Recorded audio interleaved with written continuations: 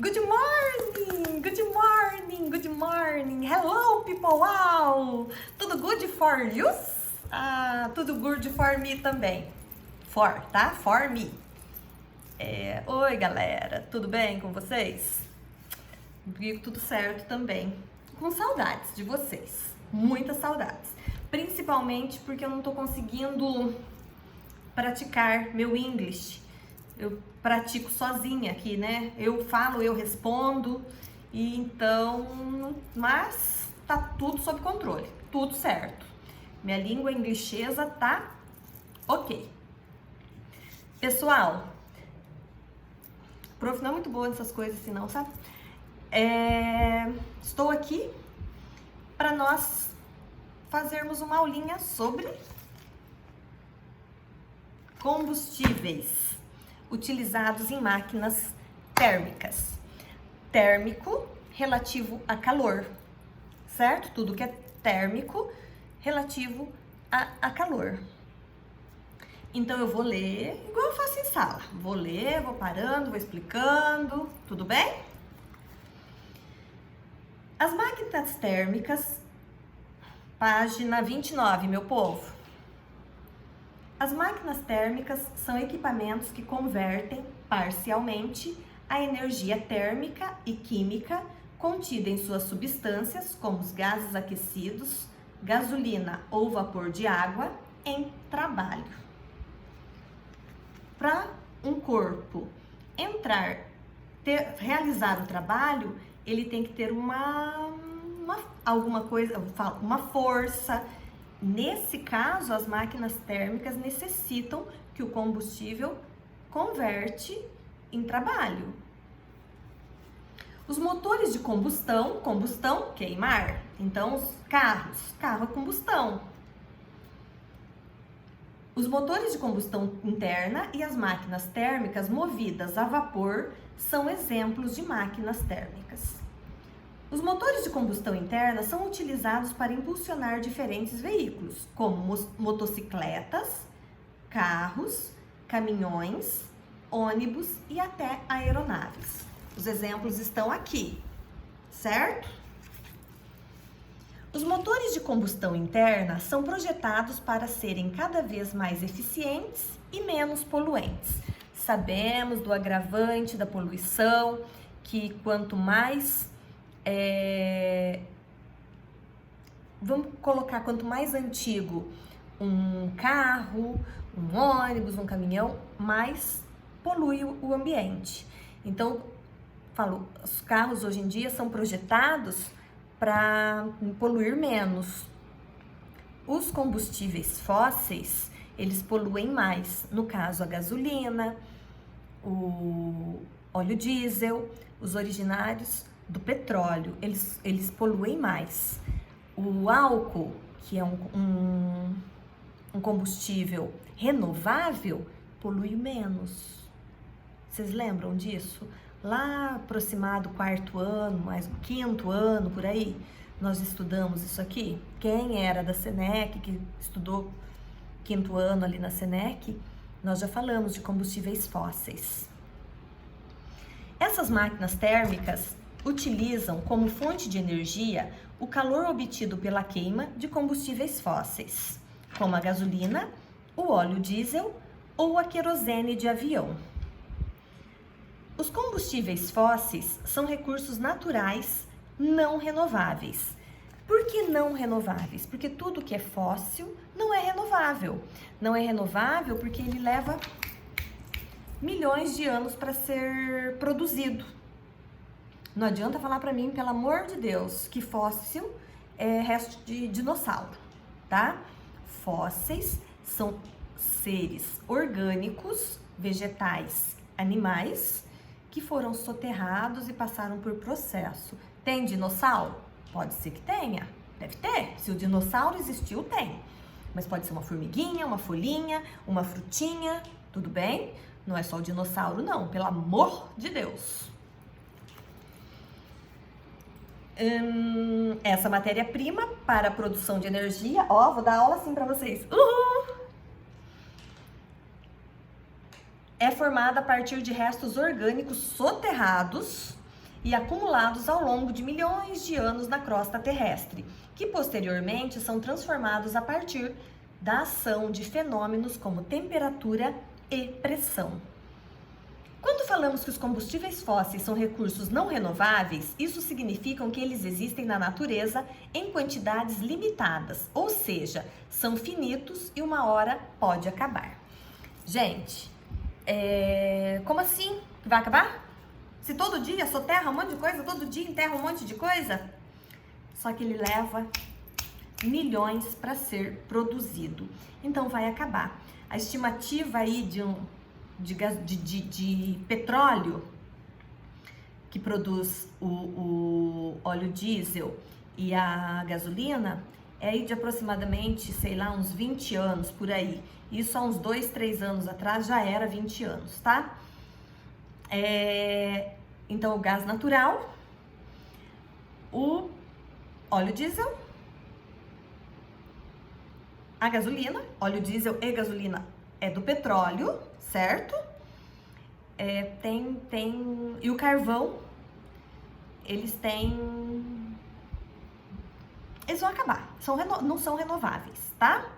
Por isso que hoje as indústrias investem tanto em combustíveis renováveis, nos biocombustíveis. Existem 3 tipos de combustíveis fósseis: o carvão, o gás natural e o petróleo. Carvão mineral ou natural, lembram que não é o que assa carne, tá? O que assa carne é vegetal. É uma rocha porosa, escura, de fácil combustão, ou seja, fácil para queimar. Ele é constituído de uma mistura por substâncias ricas em carbono e é obtido pela fossilização da madeira. Página 30. O processo de formação do carvão se inicia com a acumulação de restos de plantas, como folhas, raízes, caules e outros fragmentos vegetais. Com o tempo, esses restos vegetais vão sendo soterrados e quanto mais o tempo passa, mais camadas vão sendo formadas acima desse material. Imagina, é uma camada, soterra, outra camada e assim vai soterrando, vai compactando esses restos orgânicos. Eles ficam compactados. O que é isso? Grudado.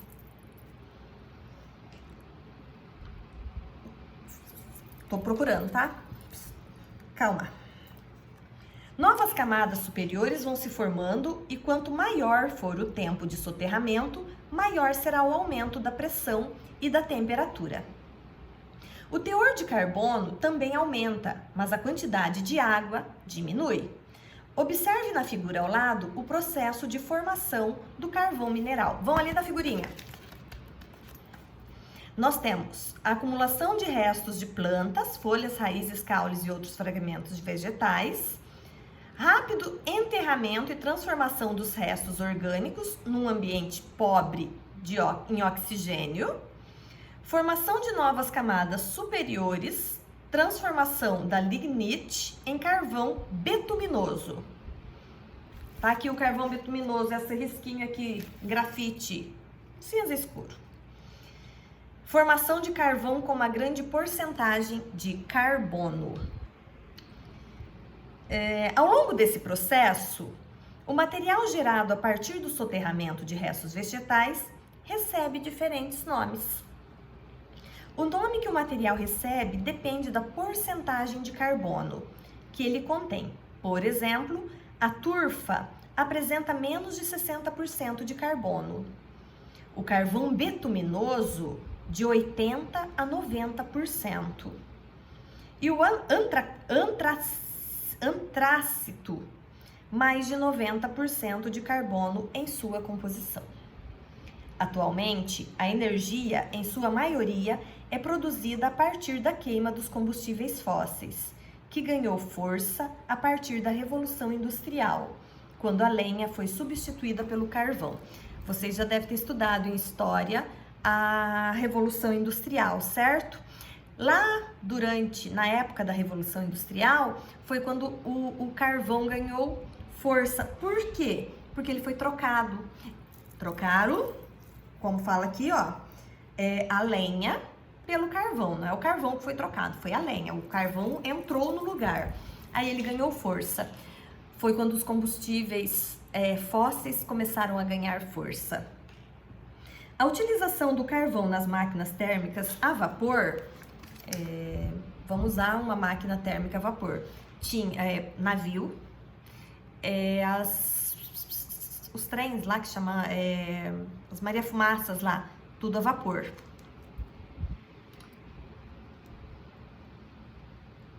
Foi fundamental para o desenvolvimento industrial, ainda que não vantajoso para o ambiente, como veremos mais adiante.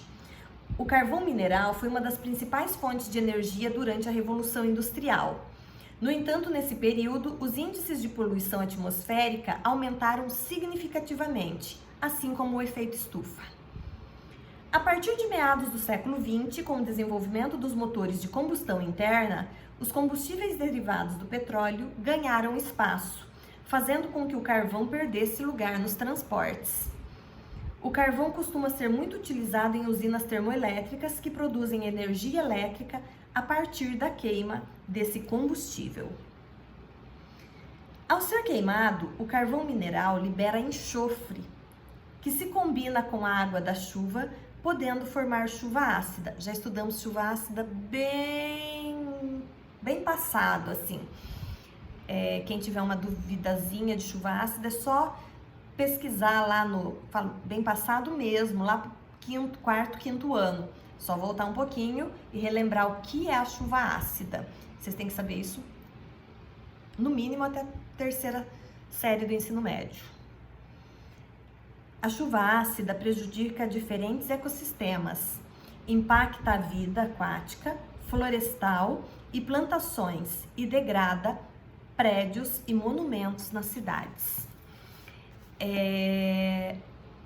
Tem muita gente que confunde um pouco a chuva ácida, por isso eu gostaria que vocês fossem pesquisar um pouquinho. Depois, quando nós voltarmos, nós vamos falar sobre chuva ácida. Não está na nossa apostila, eu quero que vocês pesquisem mesmo e escreve lá, fala sobre chuva ácida. Tem muita gente que confunde a chuva ácida. Às vezes dá uma chuva e o povo fala, chuva ácida. Não é. Página 31. O gás natural. É composto principalmente por metano, que pode ser encontrado em reservas petrolíferas associados ao petróleo. Que bom que explicou que reserva petrolífera é associada ao petróleo, tá aqui entre parênteses na apostila. Ele é utilizado como combustível e também funciona como matéria-prima na fabricação de plásticos e outros compostos orgânicos. O gás natural e o petróleo são formados a partir do mesmo processo que será abordado a seguir. O petróleo é uma substância escura, oleosa, constituída por uma complexa mistura de hidrocarbonetos e pequenas quantidades de compostos orgânicos, que contém substâncias como oxigênio, enxofre e nitrogênio. Ele é um combustível fóssil que se originou a partir da transformação de matérias orgânicas, animais e vegetais. Falei no começo do vídeo, lembram? Que se depositaram e foram soterradas em ambientes marinhos há milhões de anos. Esses organismos foram soterrados por sedimentos e ao longo do tempo foram sofrendo transformações físicas e químicas. Posteriormente, originaram-se os hidrocarbonetos, compostos químicos constituídos apenas por átomos de carbono e de hidrogênio, que formaram o petróleo e o gás natural, mas que ficaram presos dentro das rochas. Pessoal, vocês não estudaram nada de hidrocarbonetos ainda, mas hidrocarbonetos são cadeias formadas apenas por carbono e hidrogênio. Não estudaram, então eu não vou entrar nesse quesito. Transformações químicas e físicas. Vamos lembrar um pouquinho? Transformações físicas são aquelas das quais os componentes voltam ao seu estado inicial. Exemplo, gelo, água, solidificou, virou gelo. Se o gelo derreter, ele volta a ser água. Físico isso, tá? Transformações químicas, o produto não volta ao seu estado inicial. Ou seja, pego essa água, bato com uma fruta, se transformou em suco. Esse suco não vai voltar a ser água e fruta. Pego os ingredientes, faço um bolo, transformação química, que não volta ao seu estado inicial. Tudo bem? Observe na imagem abaixo o processo de formação do petróleo e do gás natural. Aqui nós temos aumento da pressão e temperatura ao longo do tempo. Sabemos que nossa temperatura, com o passar dos anos, ela vem aumentando. Há milhões de anos, o fitoplâncton e o zooplâncton, parece do Bob Esponja, né? E do Nemo, o plâncton. Voltando, tá? Desculpa aí, tá, galera? Há muitos milhões de anos, o fitoplâncton e o zooplâncton, após a sua morte, foram a matéria-prima do petróleo. Os restos de organismos parcialmente decompostos foram enterrados sob camadas de sedimentos. Formaram-se hidrocarbonetos que migraram nas rochas até ficarem retidos. O petróleo e o gás natural acumularam-se e ficaram retidos. Olha no nosso desenho que bonitinho, ó. Todo mundo retido nas rochas, tá? Depois que o petróleo é extraído, ele é transportado para as refinarias, onde se realiza a separação e purificação dos seus componentes nas colunas de fracionamento. Fracionamento é um método de separação, tá? A separação dos componentes do petróleo é realizada por meio de destilação fracionada, que é um método de separação. A partir do petróleo são obtidos diferentes produtos, chamados derivados do petróleo, como a gasolina, utilizada como combustível, querosene, utilizado na iluminação e como combustível, o óleo diesel, utilizado como combustível, o gás liquefeito, combustível de uso doméstico, e o asfalto, pavimentação. Página 32. Aqui nós temos uns exemplos do que nós acabamos de falar dos derivados do petróleo.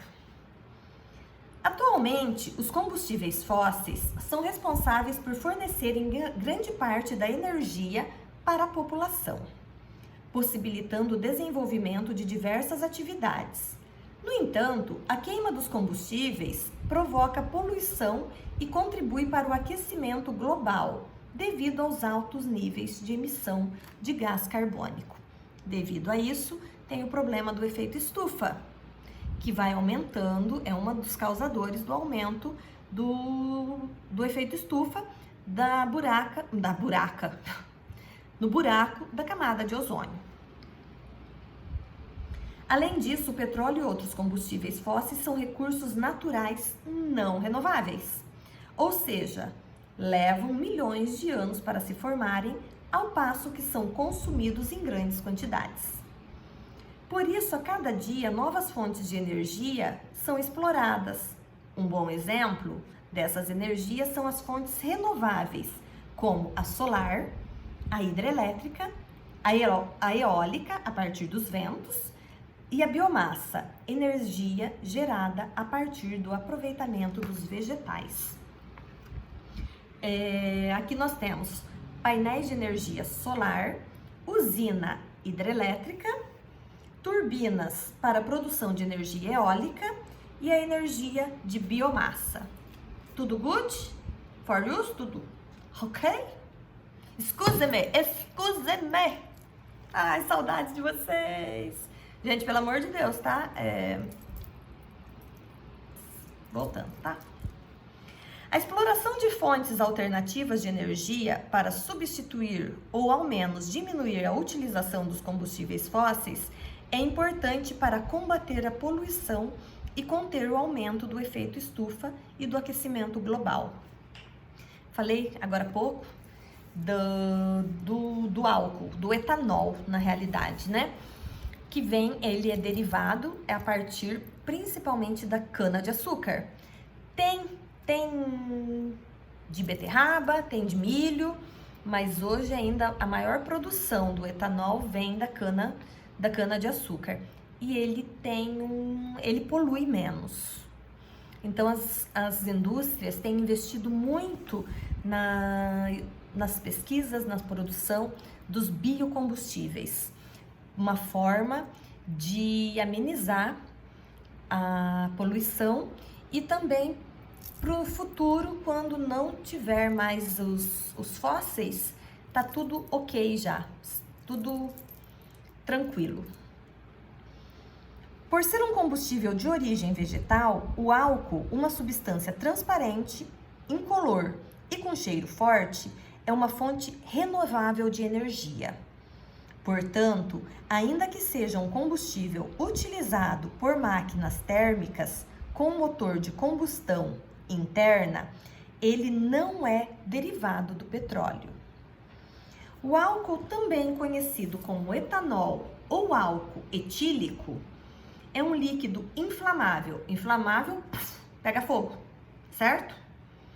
Ele é produzido a partir da fermentação da cana-de-açúcar e é uma alternativa para reduzir a emissão de gases poluentes pelos combustíveis fósseis.